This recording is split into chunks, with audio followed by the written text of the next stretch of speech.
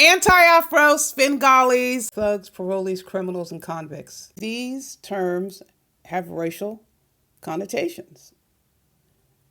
And you better be damn sure white folks aren't going to let you label a white woman with one of these terms. Even if it does apply, they're going to object to it.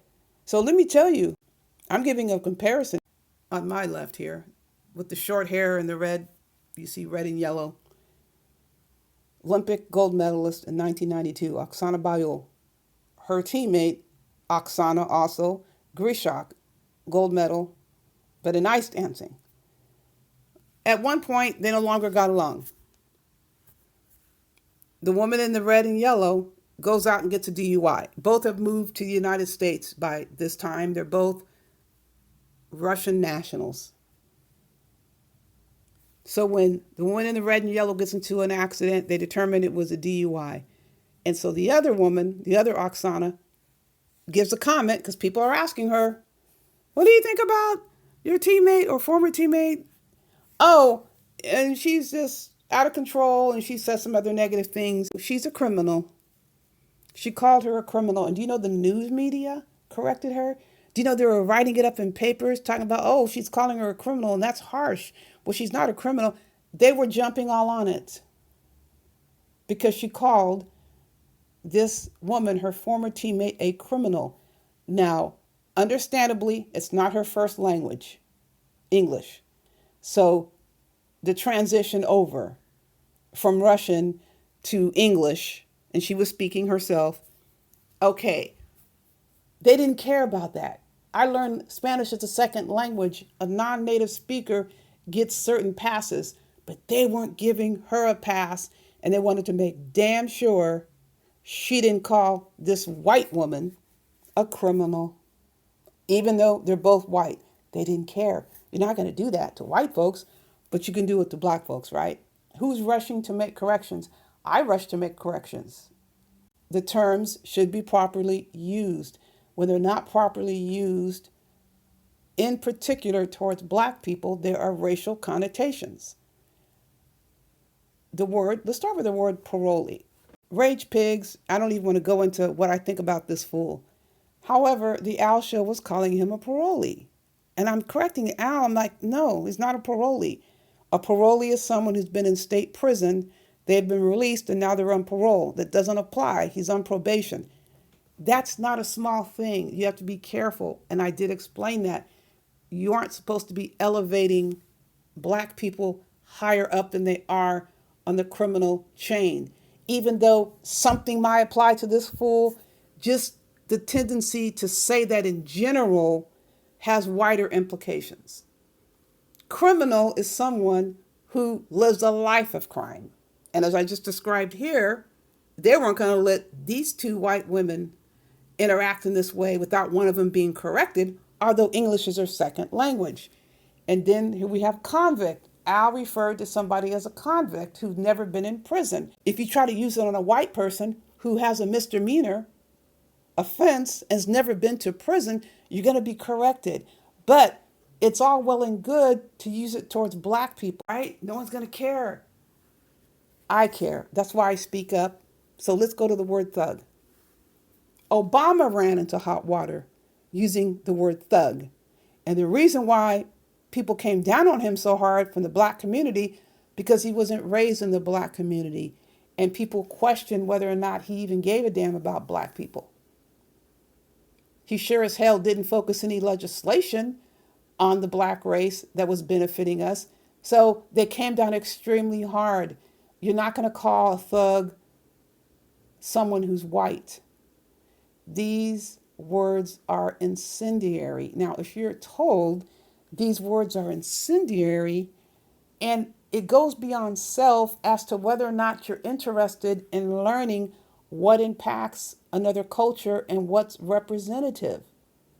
When I was learning Spanish, we were told about this woman who lived in Mexico who was never married, never had kids. She was like 80 years old.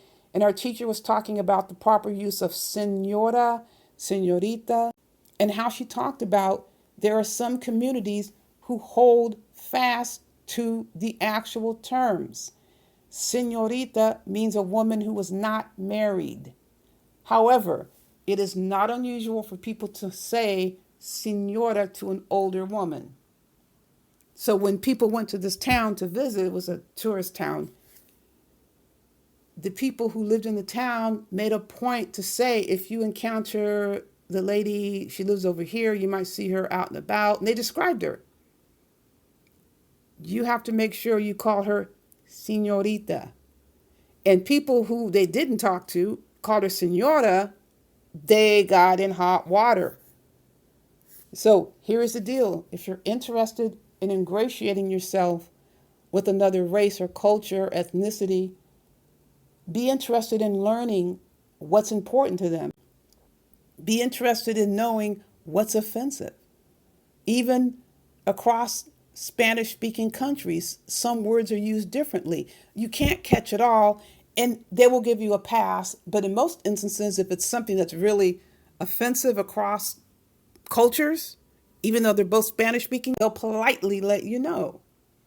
But to say you don't care, I mean, what would be the motivation to hanging around if you don't care how something widely impacts a group that you are in contact with, that you obviously get something out of being with, or else you wouldn't be here. Yeah, that's what I'm talking about in that we're going to school. It's got to go beyond self. I mean, it would be extremely outrageous if people who visited the Mexican town knew about this older woman and that you're to call her señorita. Well, I don't care. What are we talking about? She's old. Oh, like, I'm going to call an 80-year-old woman señorita? No, you wouldn't do that. That would be disrespectful. You are to be in deference to the culture if you are a guest. And in certain circumstances, when you're not in deference and you don't give a shit, many people have their blocks knocked off. I am not quite sure the story about Malcolm X's grandson is what they told us it was. He was murdered in Mexico. And people were saying that he was getting involved in areas he shouldn't be involved with and saying things he shouldn't have said. Does that justify somebody taking his life? No, but people get pissed when they're disrespected, when their culture is disrespected. And I reassert, with this situation with these two white figure skaters, the media came in and defended this white woman. Something to think about. Something else to think about is once you're made aware that certain words and actions are offensive, race-based offensive, then what? There are those who make statements, they're truly not aware that what they're saying is offensive.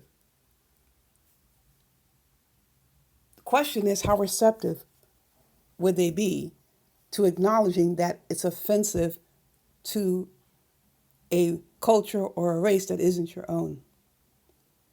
And you can think about that when you evaluate, like in the situation with the Al Show, how much on the defensive he gets when he claims that biracial people are attacked, to the point where he drew up a list to warn what he calls the biracial sector. I think he calls it biracial sector, to warn them about these people. I'm not quite sure what the warning was about, but apparently he felt that for biracial people, these people are a risk. So if you feel someone or people are a risk, or they're disrespectful, they do not treat your race or culture with respect, then you would know how it feels. You would have the same feeling for your culture that other people feel about their culture and race.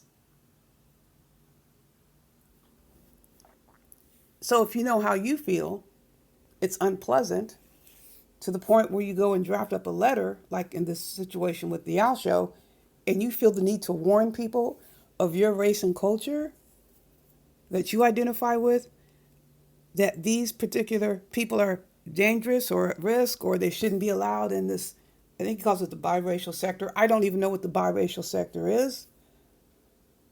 But if you feel protective enough to the point you have to warn others, then you do know how it feels when other races, other cultures, other ethnicities feel under siege, when certain terms are used, certain actions are displayed. Whether or not you would decide to give a damn, that's a whole other conversation. But you can't deny you don't know how it feels because you're acting in defense of race and culture that you feel has been offended. I wanted to come on here and talk about this because so many times when it comes to race and culture, there are situations where some people will not look at the situation beyond themselves. And if you're unwilling to do that, you're going to continue to come up against roadblocks and conflicts.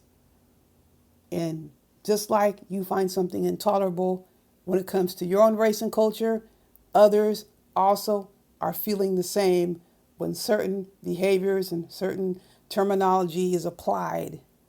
When it's not applied to others, you do not hear people referring to white people like this. And I just gave you a great example of when it happens, right away, they're going to make a correction. They're going to make a redirection, and they expect you to abide by that. Listen, folks, I always have more to say. In the meantime, buyer beware.